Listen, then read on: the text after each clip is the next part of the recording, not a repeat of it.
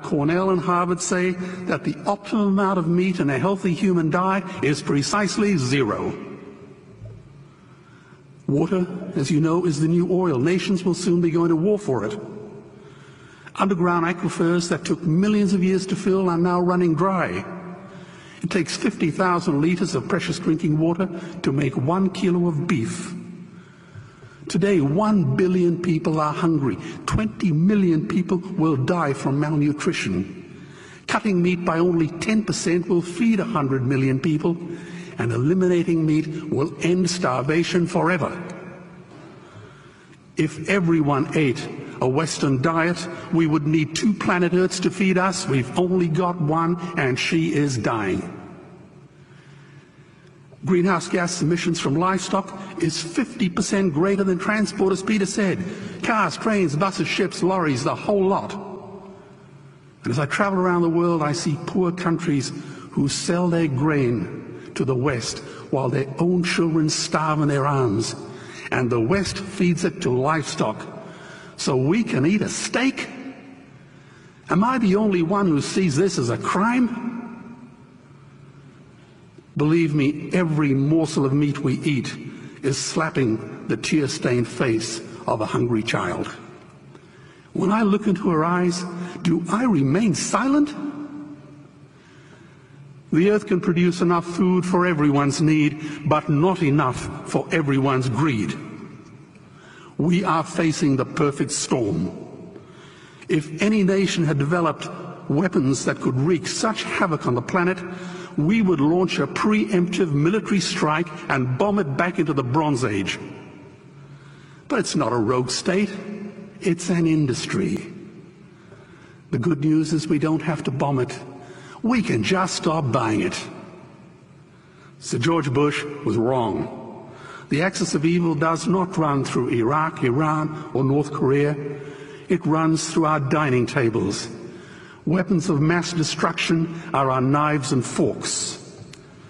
Our proposition is the Swiss Army knife of the future.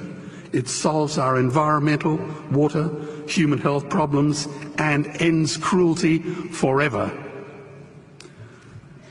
The Stone Age didn't end because we ran out of stones.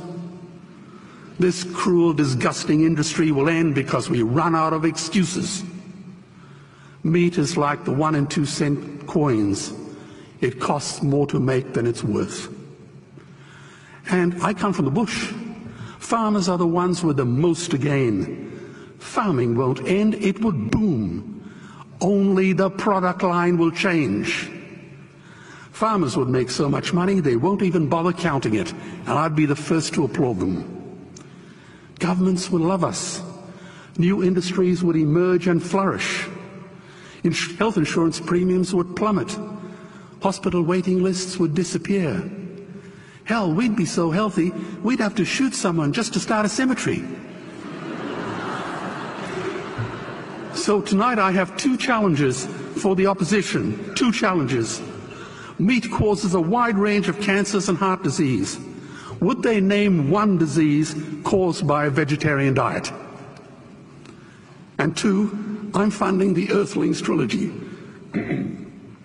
If the opposition is so sure of their ground, I challenge them to send a copy of the Earthlings DVD to all their colleagues and all their customers. Go on, I dare you.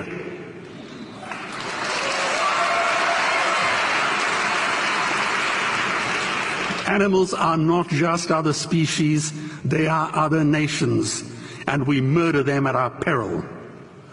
The peace map is drawn on a menu. Peace is not just the absence of war, it is the presence of justice.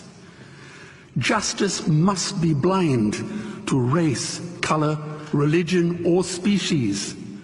If she's not blind, she will be a weapon of terror. And tonight, there is unimaginable terror in those ghastly Guantanamos we call factory farms or slaughterhouses. Believe me, if slaughterhouses had glass walls, we wouldn't be having this debate tonight. You see, I believe another world is possible. And on a quiet night, I can hear her breathing. Let's get animals off the menu and out of these torture chambers. Please vote tonight for those who have no voice. Thank you.